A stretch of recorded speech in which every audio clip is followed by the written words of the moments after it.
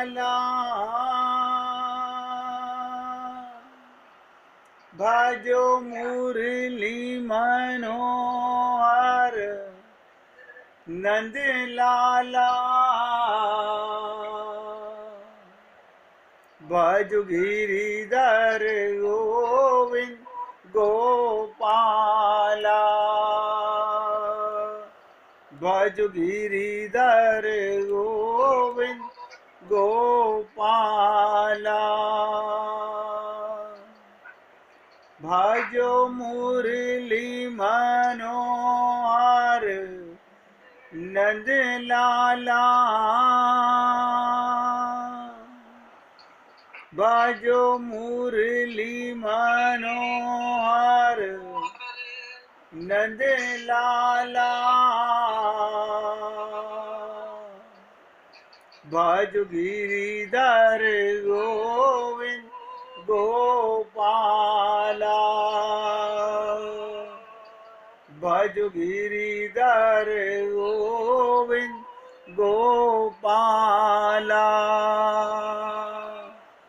भजो मुरली मनोहर नंद लाला भजो मुरली मनोहर नंद लाला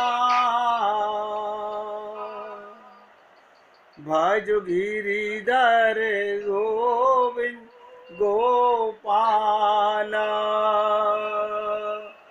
भजो गिरिधर गोविंद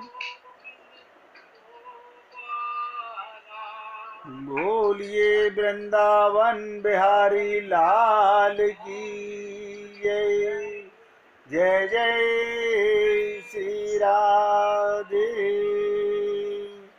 जय जय श्री राधे। सभी भक्तों से निवेदन, बहुत एकाग्रचित होकर सत्संग के प्रत्येक शब्द को हृदयंगम करने का भरसक प्रयत्न कीजिए।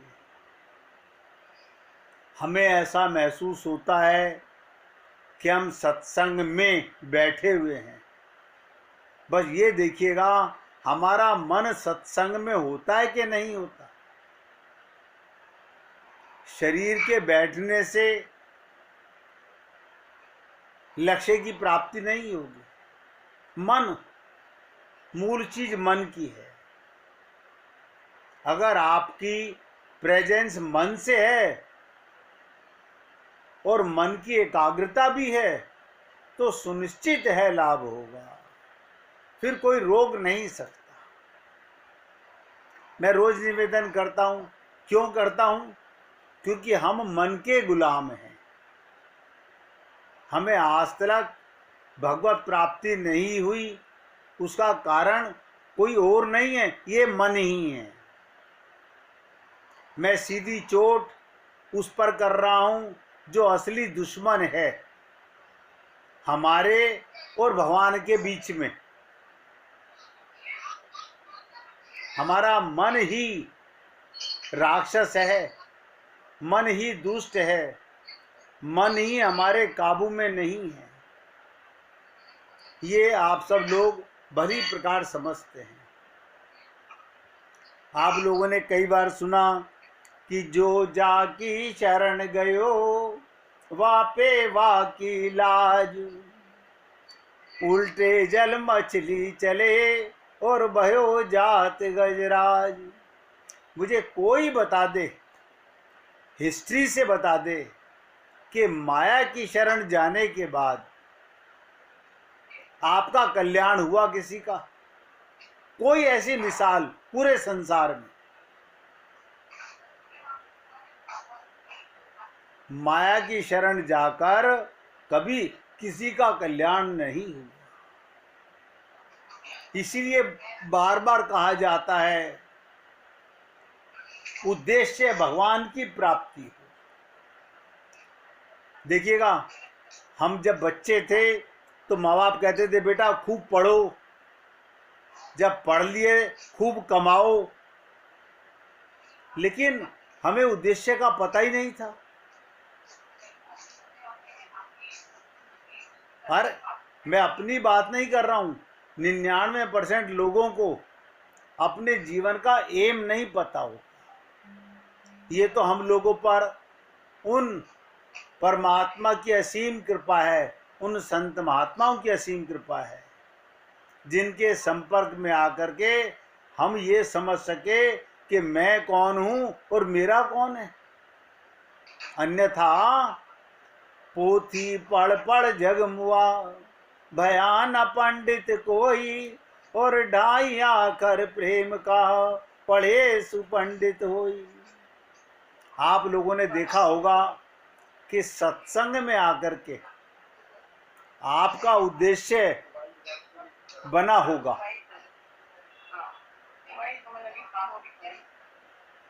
सत्संग में आकर के आपको कितनी चीज़ों का पता चला होगा। सबसे बड़ी चीज़ तो हमें अपना पता चला कि मैं कौन हूँ, और उससे बड़ा पता चला कि मेरा असली कौन है। असली, नकली तो सबको पता है, नकली झूठा ये सबको पता है। और आप और हम लोग उसी अज्ञानता में फंसे हुए थे। मंदिर भी जाते थे, पूजा भी करते थे, पाठ भी करते थे, जब तब भी करते थे, लेकिन ना उद्देश्य का पता था, ना अपना पता था, ना अपने का पता था। इसलिए आपसे निवेदन करता हूं, हमें अपने उद्देश्य की ओर बढ़ने का प्रयत्न करना चाहिए। एक धारणा मन में धारो कि मुझे इसी जन्म में भगवत प्राप्ति करनी है। बहुत से लोग कहते हैं कलयुग में भगवान कहाँ रखे हैं।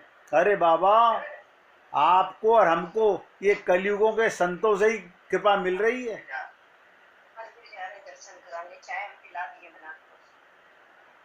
कलयुग का ही प्रभाव है।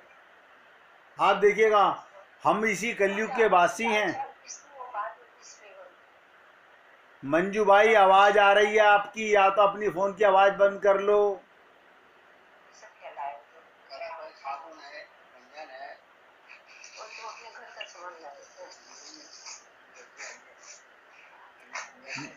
मंजू भाई, मोबाइल की आवाज बंद कर लो, आपकी आवाज सबको सुन रही है। ठीक है, बंद कर लेती है। नहीं है ना, मैं देखी कोई बात नहीं, कोई बात नहीं भाई जी। तो आप सबसे निवेदन, छोटी छोटी सी बातें हमारे जीवन में हमें आगे ले जाने से रोकती हैं। देखिए, यही परिवार के लोग हैं। अगर कोई आपका परिवार का सदस्य आपको सत्संग के समय डिस्टर्ब नहीं करता, आप उनके भी ऋणी हो गए। आप कहिए, मैं आपका भी ऋणी रहूंगा कि आपने मुझे ऐसे समय पे डिस्टर्ब नहीं किया। ये भी भगवान की कृपा है कि वो आपको देखें, आप सत्संग सुन रहे हैं और कोई आपको डिस्टर्ब ना करे। तो उद्देश्य, प्रयत्न और विश्वास, यही बात मैंने परसों आपसे निवेदन की थी। उद्देश्य भगवान की प्राप्ति का, प्रयत्न उन्हीं के लिए और विश्वास उन्हीं का हो तो प्राप्ति हो जाएगी। 3 शब्द, उद्देश्य, प्रयत्न और विश्वास। आप बताइए, हम मंदिर जाते हैं, हम प्रयत्न क्या करते हैं? मंदिर जाने का, सत्संग सुनने का। ये सबका उद्देश्य क्या है? भगवत प्राप्ति करने का। लेकिन ऐसा नहीं, मैं मानता 99% लोग मंदिरों में मांगते जाते हैं, वो संसार मांगने के लिए जाते हैं। भगवान को पाने के लिए कोई मंदिर नहीं जाता।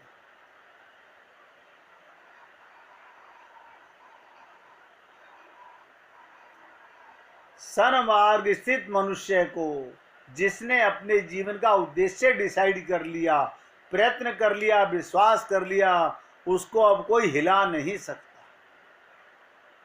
अब आपको कोई पथ भ्रष्ट नहीं कर सकता। कैसे? जो ज्ञान हमें सत्संग से मिला अब कोई मिटा नहीं सकता। लाख समझाने का प्रयत्न करें लोग, हम तुम्हारे सगे हैं, हम तुम्हें ये दे सकते हैं। अरे बाबा, ये समझ आ रहा है, अब समझ आ चुका है कि झूठा है संसार, धोखा खाएगा, कर ले हरि से प्यार वरना पछताएगा। तो भगवान के चरणों की शरण, भगवान के चरणों की शरण ग्रहण कर लेने वाला कभी डूब नहीं सकता। मीरा तर गई, बताइए, एक ही लाइन से, मेरे तो गिरधर गोपाल, दूसरों ना कोई। उसने ऐसी शरण ली। और देखिएगा, भगवान ने भी अपना वादा पूरा किया। आखिरी बार भगवान के मंदिर में भगवान की मूर्ति के अर्चा विग्रह के सामने जाकर के क्या बोली? क्या आप मुझे भेजना चाहते हो?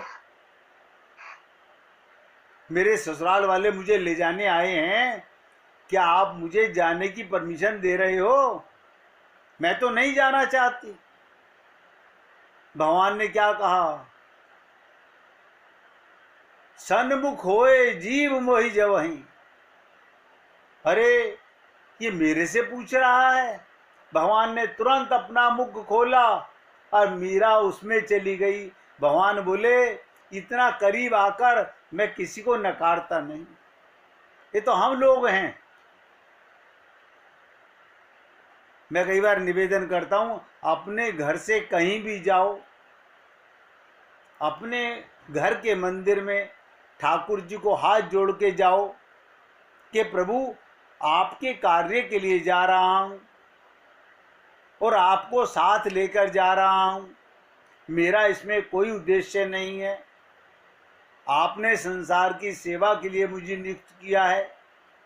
मैं संसार की सेवा भी आपके लिए कर रहा हूं, अपने लिए नहीं कर रहा। मेरा कोई नहीं है।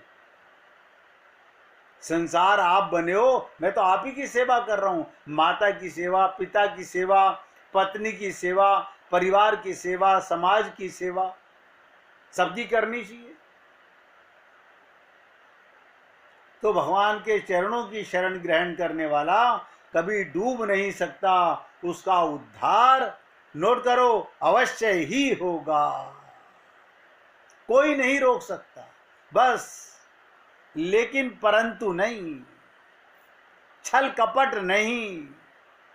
अब तो मैंने आप लोगों के हृदय में इतनी बात तो बैठा दी है कि कोई भी छल कपट भगवान से छुपा हुआ नहीं।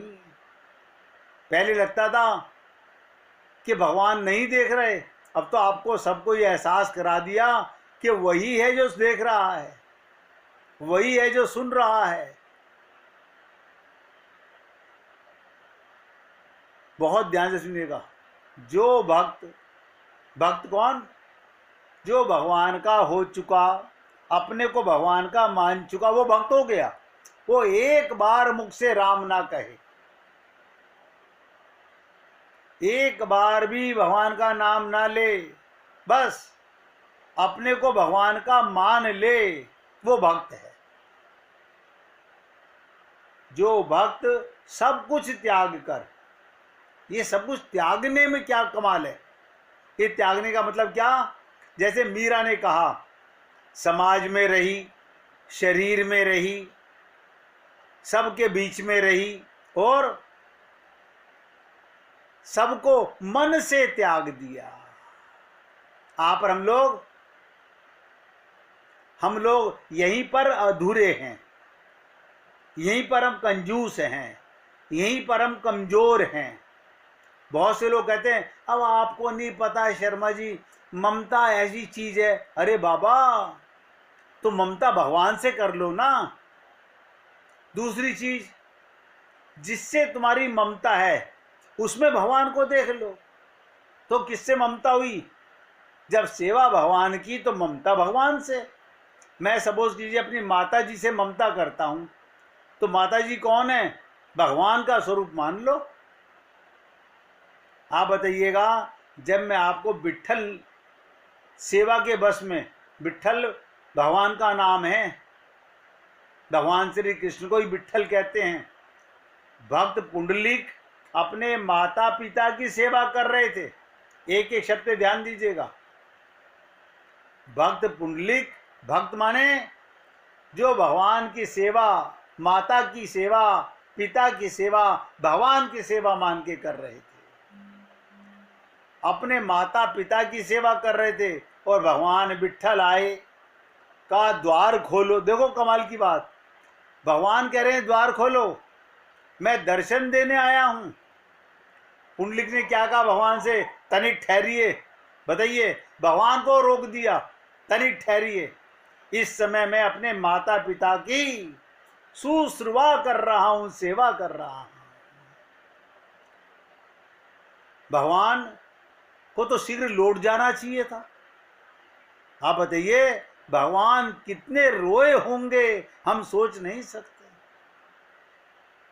पुंडलिक, भगवान मैं विवश हूं, भगवान कह रहे हैं। पुंडलिक ने कहा भगवान मैं विवश हूं, जिस सेवा के फलस्वरूप आपने मुझ पर कृपा की, मैंने अपने माता पिता की सेवा की, तो आप दर्शन देने घर में आए हो, वही सेवा मुझे आपको अवश्य प्राप्त कराएगी। बस कसम खा लीजिए, सेवा परमो धर्म है। और देखिए, कहना ना होगा, भगवान को प्रतीक्षा करनी पड़ी और भगवान अति प्रसन्न हुए।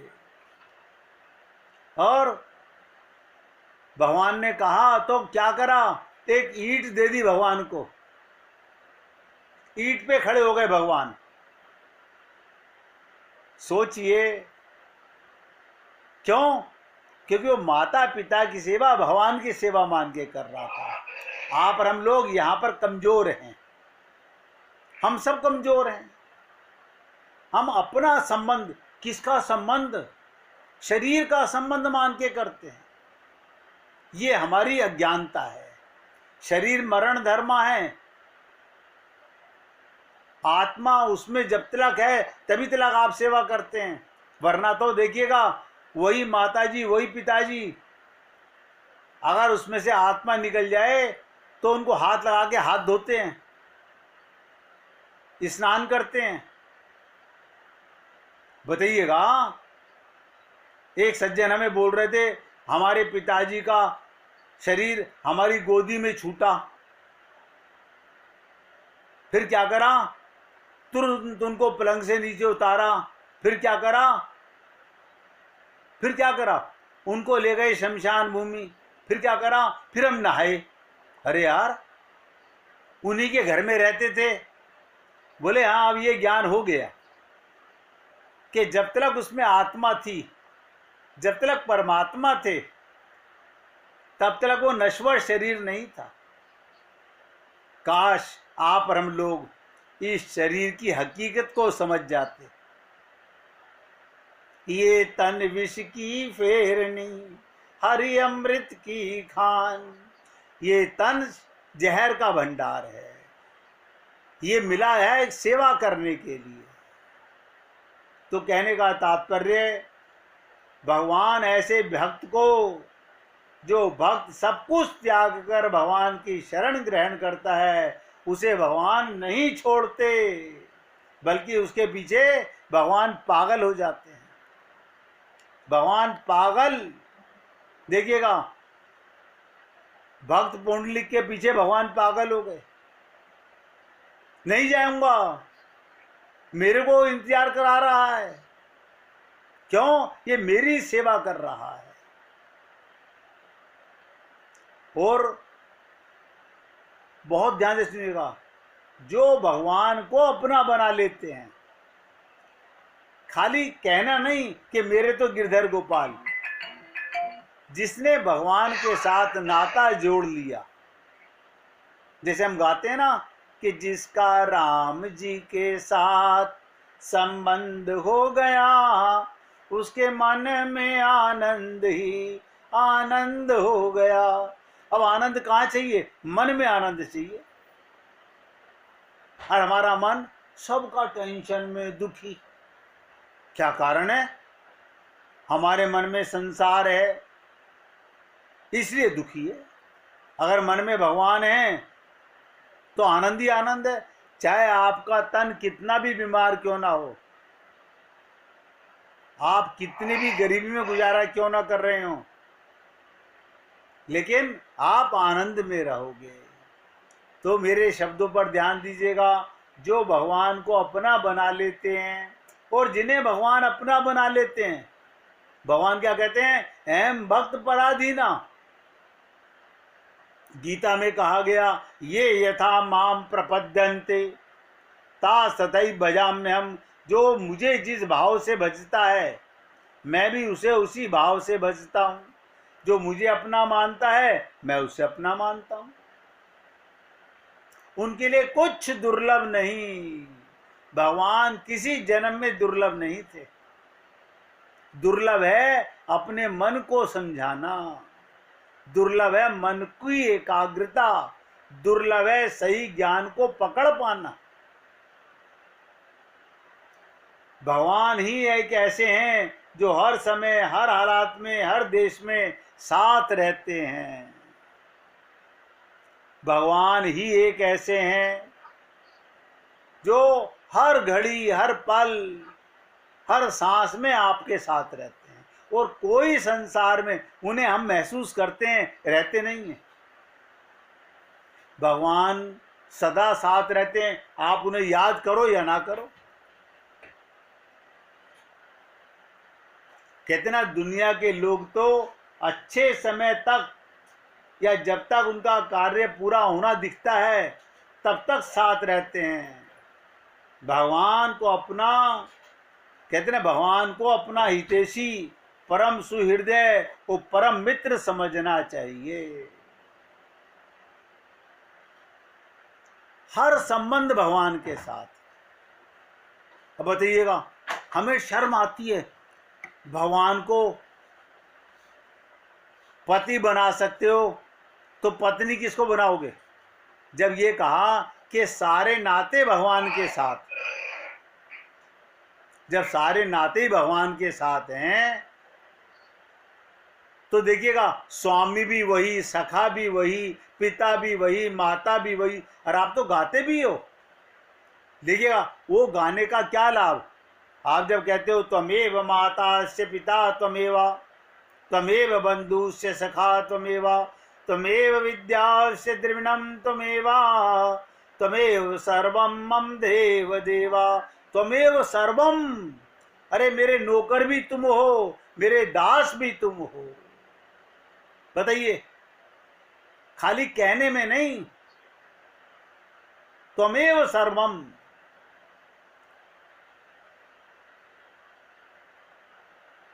तुम्हें विद्या, ज्ञान भी तुम ही हो, द्रव्य ये धन भी तुम ही हो, परम धन राधे नाम अपार।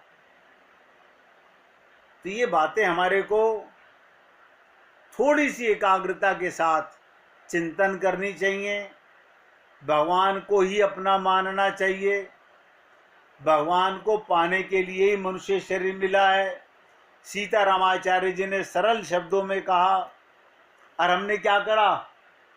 हमने भी कहा, हाँ हमें याद हो गया गुरुजी। क्या याद हो गया? छंद याद हो गया। अरे मैंने ये कहा था तुम छंद रट लो।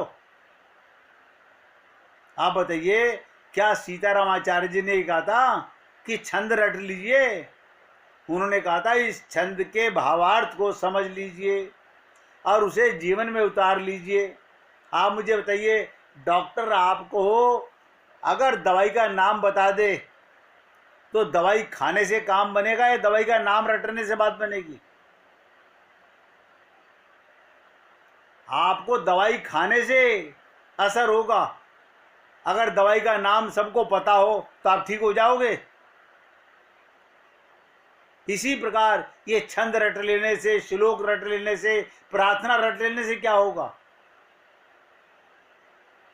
मैं बहुत गहरी चोट कर रहा हूं इस बात पर आपको। हम सब लोगों ने रट तो बहुत कुछ लिया, बस जीवन में नहीं उतारा, उसके संबंध नहीं बनाया। अब 1 मिनट कीर्तन कीजिए, फिर आगे बढ़ते हैं। हरे कृष्ण।